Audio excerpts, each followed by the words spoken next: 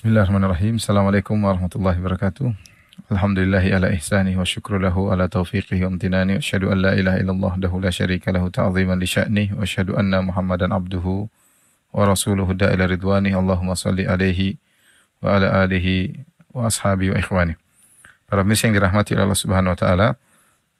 Pada kesempatan kali ini kita akan melanjutkan tentang kisah Nabi Daud alaihissalam yang sudah kita sampaikan sebelumnya, bagian pertama, dan ini bagian terakhir insyaallah dari kisah Nabi Daud alaihissalam. Telah kita sebutkan bahwasanya Nabi Daud memiliki banyak kelebihan, dan di antaranya Nabi Daud adalah seorang yang wa atainahul hikmah wa fasl khitab. Kata Allah, Allah berikan kepada Nabi Daud al-hikmah, yaitu sikap bijak, wa fasl khitab, dan itu keputusan. Jadi kalau ada masalah Nabi Daud menjelaskan, maka menjadi keputusan bagi orang-orang yang bersengketa. Namun satu hari Allah menguji Nabi Daud alaihissalam. Ya, Allah sebutkan kisah dalam surat Sad. Ya, meskipun Nabi Daud alaihissalam selalu bijak, namun satu saat dia terburu-buru dan dia salah dalam memberi keputusan. Allah sebutkan dalam surat Sad ayat 21, wa hal ataka naba'ul khasmi idh tasawwarul mihrab. Dan apakah telah sampai kepadamu berita tentang orang-orang berselisih ketika mereka memanjat dinding mihrab. Jadi Nabi Daud alaihissalam dia punya waktu untuk memberi keputusan hukuman kepada rakyatnya atau kepada masyarakat. Demikian juga dia punya waktu untuk beribadah di mihrabnya. Mihrabnya maksudnya tempat ibadahnya, ya, semacam kalau kita musallanya, ya. Musalla dalam kerajaannya, kemudian Nabi Daud alaihissalam beribadah dalam musallanya. Dan ini dalil bahwasanya Nabi Daud, ya, meskipun sudah menjadi raja, ya, tadinya penggembala kambing kemudian menjadi raja, tetap saja dia tidak meninggalkan ibadah kepada Allah Subhanahu wa taala. Tidak sebagaimana sebagian orang yang baru diberi sebagian kenikmatan sudah lupa kepada Allah Subhanahu wa taala. Apalagi yang diberi jabatan, maka semakin lupa kepada Allah Subhanahu wa taala. Daud alaihissalam tidak. Ya, dia diberi kekuasaan, diberi kekuatan, diberi jabatan, jadikan raja, bahkan dia punya waktu khusus untuk beribadah di mihrabnya, semacam di musallanya, ya. Tiba-tiba ada dua orang manjat pagar, kemudian masuk ke dalam mihrab Nabi Daud, dan ini suatu hal yang mengagetkan Nabi Daud alaihissalam. Karena kan di namanya kerajaan ada penjaga. Bagaimana dua orang ini bisa melewati seluruh penjaga, kemudian tiba-tiba masuk ke dalam musallanya Nabi Daud alaihissalam. Idh dakhalu ala Daud fafazi'a minhum. Kata Allah, tatkala dua orang bersengketa ini setelah manjat pagar, kemudian dia masuk ke dalam ruangan Nabi Daud alaihissalam, fafazi'a minhum, maka Nabi Daud pun takut dengan mereka. Fafazi'a itu kaget. Dan ini suatu yang wajar, manusiawi. Bagaimana tiba-tiba dua orang datang, bisa jadi membawa keburukan, bisa jadi jahat, kok bisa tiba-tiba bisa masuk dalam ruangan khusus Nabi Daud. Akhirnya qalu la takhaf. Akhirnya mereka ini berkata, ya, dua orang ini berkata, la takhaf, jangan takut. Khosmani bagha ba'duna ala ba'd. Kami ini dua orang yang sebagian kami telah berbuat zalim kepada yang lainnya. Fahkum bainana, hendaknya kau memberi hukuman, berhukum kepada kami, yaitu putuskan hukum yang adil di antara kami bil haq. Wala tushtit wahdina ila sawa'is sirat. Dan janganlah, ya, berilah keputusan kepada kami dengan adil, dan janganlah menyimpang, dan janganlah kau menyimpang dari kebenaran, serta tunjukkanlah kepada kami mana jalan yang lurus. Tentunya dua orang ini tahu Nabi Daud alaihissalam adalah seorang hakim, seorang yang bijak, ya. Kemudian mereka datang untuk minta diselesaikan permasalahan mereka. Maka mulailah satu orang ini berbicara, yang zahirnya dia sedang dizalimi. Satu orang ini berbicara, zahirnya dia sedang dizalimi. Dia berkata, inna hadha akhi lahu tis'un wa tis'una na'jatan wa liya na'jatun wahidatun faqala akfilniha wa azzani fil khitab. Maka salah satu berbicara yang seakan-akan dizalimi, dia berkata, saudaraku ini memiliki 99 ekor kambing betina, dan saya punya 1 ekor kambing saja. Kemudian dia berkata, serahkanlah kambingmu itu kepadaku, ya, 1 ekormu berikan kepadaku, sehingga genap 99 menjadi 100. Wa azzani fil khitab, dan dia mengalahkan aku dalam perdebatan. Setelah ini bercerita, maka Daud alaihissalam mendengar mereka berdua bercerita, yang satu bercerita bahwasanya ini sudah punya kambing 99, masih ngambing kambingku, dia ngambil kambingku sehingga akhirnya kambingnya jadi 100, sementara saya tidak punya kambing, diambil satu-satunya kambing diambil oleh dia. Eh, kemudian wa'azzani fil khitab, dan dia menang dalam, kalau debat saya nggak bisa ngomong, dia menang dalam perdebatan. Maka Nabi Daud alaihissalam langsung memberi hukuman, memutuskan perkara. Dia berkata, qala laqad dzalamaka bisu'ali na'jatika ila ni'aji. Sungguhnya saudaramu itu telah berbuat zalim kepadamu. Kenapa dia telah meminta mengambil seekor kambingmu itu untuk digabungkan dengan 99 ekor kambingnya. Karena zahirnya ini dizalimi, ya. Yang punya kambing satu dizalimi. Langsung Nabi Daud mengatakan, kau dizalimi. Saudaramu telah menzalimi, telah mengambil kambingmu digabungkan dengan 99 ekor kambingnya. Kemudian kata Nabi Daud, wa inna katsiran minal khulata la yabghi ba'dhum ala ba'dhin illa alladhina amanu wa amilus shalihat. Dan sungguhnya betapa banyak orang yang bersekutu menzalimi satu dengan yang lainnya. Dan ini benar masalah harta, kalau udah kerja sama ya, susah. Manusia memang diciptakan cinta dengan harta, ya, sehingga terkadang kalau sudah terjadi syarikat kerjasama dalam perdagangan atau dalam masalah keuangan, sering sebagian zalim yang lain, ya. Mau dia sengaja atau tidak disengaja, tapi sering terjadi kezaliman. Ya, dia tidak terbuka misalnya, atau ada hal yang dia tutupi, atau keuntungannya dia ambil lebih banyak, ya, dan macam-macam, atau dia mengurangi keuntungan saudaranya, ya. Intinya kata Nabi Daud, wa inna katsiran minal khulata la yabghi ba'dhum ala ba'din illa alladziina aamanu wa 'amilus shalihati. Kata Allah Subhanahu wa taala, wa inna katsiran minal khulata, sungguh banyak orang yang bercampur. Kata Nabi Daud alaihissalam, sungguhnya banyak orang yang mereka kerjasama, sebagian mereka menzalimi sebagian yang lain. Illa alladziina aamanu wa 'amilus shalihat, kecuali orang yang beriman dan amal saleh. Hanya orang saleh yang beriman yang tidak zalim tatkala melakukan kerjasama. Wa qalilum mahum, dan mereka itu hanya sedikit. Kata Nabi Daud alaihissalam. Wa dhanna Dawud annama fatanna, dan Daud kemudian sadar bahwasanya kami telah mengujinya. Fastaghfara rabbahu, maka dia pun mohon ampun kepada Rabbnya. Wa kharra raqi'an wa anab, maka dia pun tersungkur untuk sujud dan bertobat kepada Allah Subhanahu wa taala. Baik. Perhatikan di sini, di mana kesalahan Nabi Daud alaihissalam? Ya, ada banyak khilaf di kalangan para ulama, ya. Namun tidak ada riwayat yang jelas yang menjelaskan apa kesalahan Nabi Daud dalam masalah ini. Kenapa kemudian dia pun bertobat, kenapa dia pun sujud tersungkur kepada Allah Subhanahu wa taala, sujud dan bertobat kepada Allah Subhanahu wa taala. Namun pendapat yang lebih kuat, Allah alam bisawab, bahwasanya dalam hal ini Nabi Daud alaihissalam, beliau terburu-buru untuk menyampaikan keputusan hukum sebelum mendengar dari dua belah sisi, ya, dari dua belah pihak. Harusnya dia mendengar dari orang yang merasa terzalimi, ya. Demikian juga harusnya dia mendengar juga dari orang yang dituduh menzalimi. Namun mungkin Nabi Daud banyak pengalaman, ya, sehingga dia mengatakan, wa inna katsiran minal khulata, sungguhnya banyak orang yang mereka saling bekerja sama, la yabghi ba'dhum ala ba'dhin, sering sebagian yang lain menzalimi yang lainnya, sebagian menzalimi sebagian yang lainnya. Ya, bisa jadi Nabi Daud dengan pengalamannya akhirnya beliau segera memberi keputusan tanpa mendengar dari pihak kedua, dan ini dianggap kesalahan oleh Allah Subhanahu wa taala. Ya, fastaghfara rabbahu wa kharra raqi'an wa anab, maka dia pun minta ampun kepada Allah, dan dia pun rukuk dan dia bertobat kepada Allah, dan itulah sifat Nabi Daud alaihissalam, ya, awwab, ya. Beliau adalah orang yang suka kembali kepada Allah Subhanahu wa taala. Ya. Karena zahirnya orang yang punya 99 kambing yang zalim, zahirnya sudah teman punya satu kambing dia ngambil, tapi Nabi Daud tidak boleh memberi keputusan kecuali harus mendengar dari dua-duanya. Inilah kesalahan Nabi Daud alaihissalam, dan akhirnya Allah tegur dan dia pun langsung minta ampun kepada Allah Subhanahu wa taala. Oleh karena sebagian ulama mengatakan dua orang ini sebenarnya jelmaan malaikat untuk menguji Nabi Daud.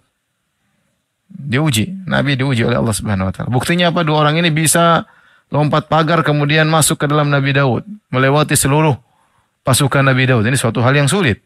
Ya, bagaimana tiba-tiba raja punya lokasi di tengah ruangan khusus, tahu-tahu ditembus, tahu-tahu masuk ke dalam. Sementara pasukan Nabi Daud juga mungkin sangat banyak. Ya, jadi kata para ulama, mungkin ini malaikat diutus oleh Allah untuk menguji Nabi Daud, memberi pelajaran kepada Nabi Daud bahwasanya Nabi Daud alaihissalam jangan tergesa-gesa dalam memberi keputusan. Hendaknya kita mendengar dari dua belah pihak. Oleh karenanya adalah suatu kebodohan jika seorang masuk dalam suatu permasalahan kemudian tidak mendengar dari dua belah pihak. Dia mendengar satu pihak kemudian dia hukum. Dan ini banyak terjadi sekarang di zaman ini. Kita hanya dapat informasi di dalam medsos misalnya, kita dengar satu pihak, kemudian kita mulai komentar, memberi hukum. Kita bilang ini karena begini, begini, begini. Padahal kita tidak mendengar pemaparan dari pihak yang lainnya. Ya, apalagi medsos yang kita tidak tahu berita tersebut benar atau tidak. Kemudian kita komentar ya, seakan kita memberi hukum bahwa ini salah, kemudian ikut mencaci, ikut memaki.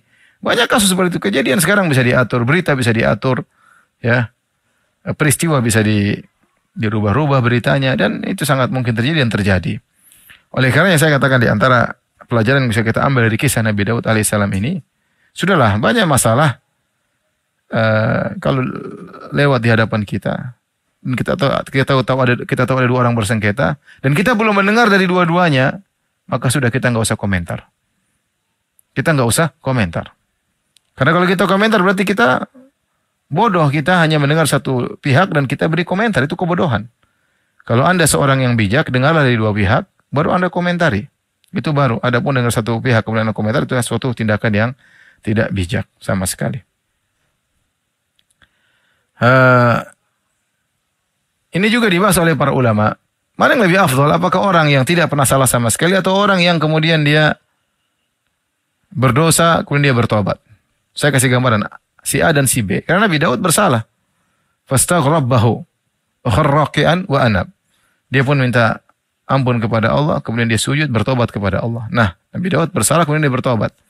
Manakah yang lebih afdal di antara dua orang yang senantiasa tidak pernah bersalah, selalu taat kepada Allah, dengan seorang yang dia taat kepada Allah kemudian di tengah jalan dia bertobat, bermaksiat, kemudian dia bertobat, bermaksiat lagi kemudian bertobat. Ini khilaf di kalangan para ulama tentang hal ini. Saya kasih gambaran ada dua orang A dan B sama-sama berjalan dalam ketaatan.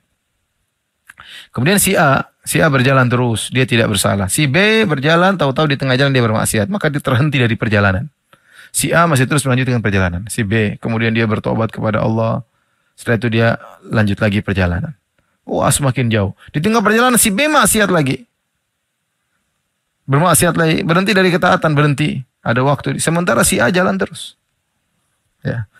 Setelah dia kembali bertobat kepada Allah, apakah lebih afdal si A atau si B? Maka ada khilaf di kalangan para ulama. Ada yang mengatakan si A lebih afdal karena dia terus berjalan menuju kepada Allah dan dia semakin jauh, sementara si B terhambat dengan dosa-dosa yang dia lakukan.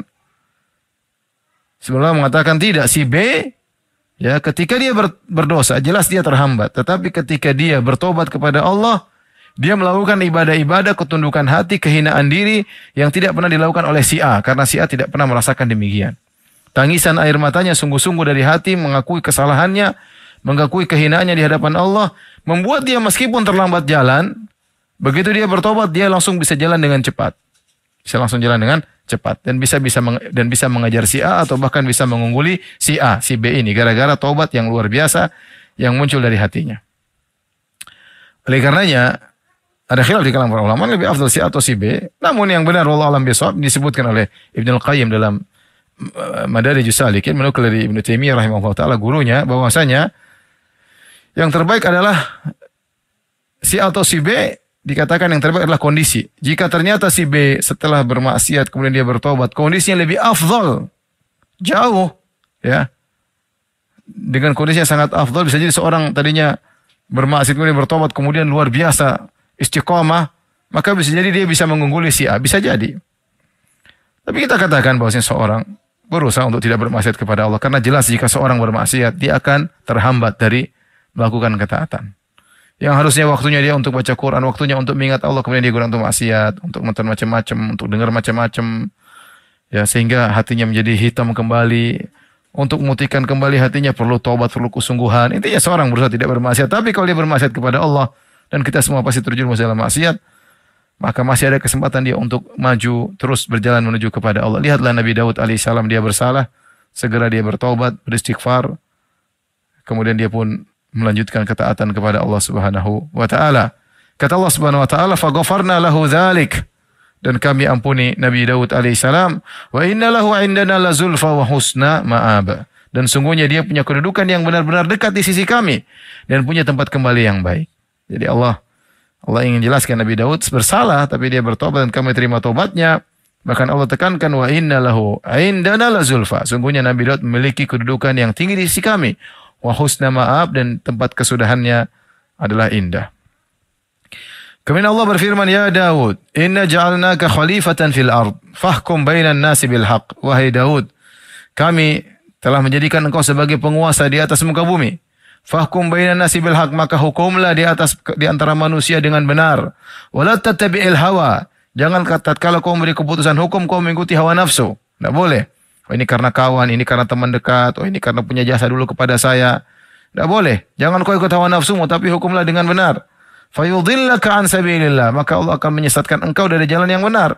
Innal ladzina yudhilluna an sabilillah lahum adzabun syadid. Sungguhnya orang tersesat dari jalan Allah, bagi mereka azab yang pedih. Bima nasu yaumal hisab, karena mereka lupa dengan namanya hari hisab. Jadi terjadi betapa banyak orang hakim, pengacara membela keburukan. Mereka lupa dengan namanya hari hisab, yaumal hisab. Subhanallah, sebagian pengacara, ya, mereka dapat uang banyak dengan membela kebatilan. Di antara mereka taubat, di antara mereka hijrah. Ya, semakin dia mampu untuk membela kebatilan, semakin dapat pemasukan yang banyak. Oleh karenanya hati-hati, ya. Ini perkara bukan perkara ringan, menghukumi manusia. Yang bukan hak kita kasih haknya, yang punya hak kita rampas haknya, berikan kepada yang tidak berhak. Maka ini, kenapa sebab itu terjadi? Kata Allah Subhanahu wa taala, bima nasu yaumal hisab. Karena lupa dengan namanya hari hisab, hari pembalasan, hari perhitungan. Ya, bahwasanya setiap kita tatkala kita berbuat dihitung oleh Allah, dihisab, dan keputusan kita juga dihisab oleh Allah Subhanahu wa taala. Ini di antara kisah yang Allah sebutkan Nabi Daud bersalah kemudian bertobat kepada Allah Subhanahu wa taala. Di antara kisah yang lain yang Allah sebutkan adalah tentang kisah Nabi Daud dan putranya Sulaiman alaihi wassalam. Dua-dua hamba Allah, nabinya Allah, sekaligus dua-duanya adalah seorang raja. Ketika Nabi Daud dan Sulaiman, Nabi Daud seorang cerdas, bijak. Sulaiman juga tidak kalah bijaknya. Apa kata Allah dalam surat Al-Anbiya ayat 78? Wa Dawuda wa Sulaimana idh yahkumani fil harth, idh nafashat fihi ghanamul qaum, wa kunna li hukmihim syahidin. Kata Allah, dan ingatlah Daud dan Sulaiman ketika keduanya memberikan keputusan mengenai sebuah ladang. Fil harth, sebuah ladang. Ada masalah ladang tersebut. Kenapa ladang tersebut? Izna fasad fihi ghanamul qaum. Tatkala ladang tersebut dirusak oleh kambing-kambing milik kaumnya. Ya. Wa kunna li hukmihim syahidin. Dan kami menyaksikan keputusan yang diberikan oleh mereka itu. Ya, jadi bagaimana kisahnya? Kisahnya ada seorang mengembalakan kambing. Ya. Dia mengembalakan kambing di sekitar areal orang lain. Tahu-tahu kambing-kambing tersebut masuk ke dalam kebun orang lain. Kemudian kebun tersebut dirusak, diinjak-injak, mungkin dimakan daun-daunnya. Ini dirusak oleh kambing-kambing tersebut. Akhirnya hal ini diangkat permasalahan kepada Nabi Daud alaihissalam. Ya, masalah apapun berat di sisi Allah Subhanahu wa taala, ya. Ya.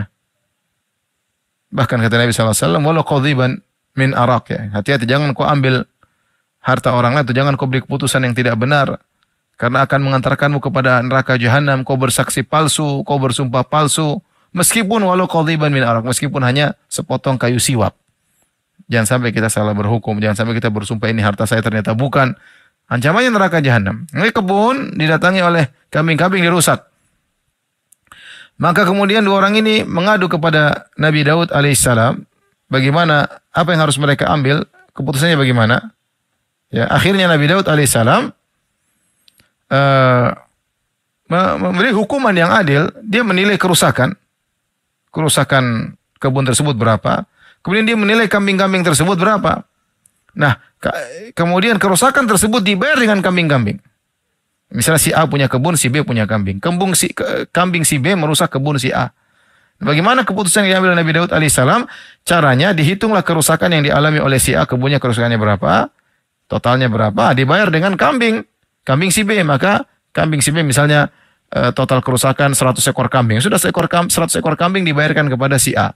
100 ekor kambing si B diambil, dibayarkan kepada si A. Itu keputusan yang adil. Ya benar, karena kerusakan harus diganti. Ini secara zahir benar, dan itu benar. Akan tetapi Nabi Sulaiman alaihissalam punya keputusan yang lain. Ya. Apa kata Allah Subhanahu wa taala? Fafahamnaha Sulaiman. Kami memberikan pemahaman kepada Nabi Sulaiman. Wa kullan ataina hukman wa ilman. Dan masing-masing kami berikan hukum dan ilmu, hikmah dan ilmu. Jadi Nabi Daud dikasih ilmu, Sulaiman dikasih ilmu. Keputusan Nabi Daud tidak salah. Allah tidak mengatakan salah. Tetapi Nabi Sulaiman lebih paham dalam masalah ini. Apakah keputusan Nabi Sulaiman alaihissalam? Nabi Sulaiman alaihissalam mengatakan bahwasanya kambing-kambing tersebut diserahkan kepada pemilik kebun. Pemilik kebun silakan mengembalakan kambing-kambing tersebut dan silakan memanfaatkan hasilnya. Kalau kambing-kambing tersebut punya susu silakan diperah, nggak ada masalah. Kemudian jadi si A ngambil kambing-kambing si B untuk dirawat, dipelihara dan hasilnya boleh diambil oleh si A. Adapun si B yang punya kambing, dia tugasnya memperbaiki kebun si A. Kebun yang rusak diperbaiki oleh si B, dirawat sampai baik. Kalau kebun si A sudah baik, kambing-kambing dikembalikan kepada si B.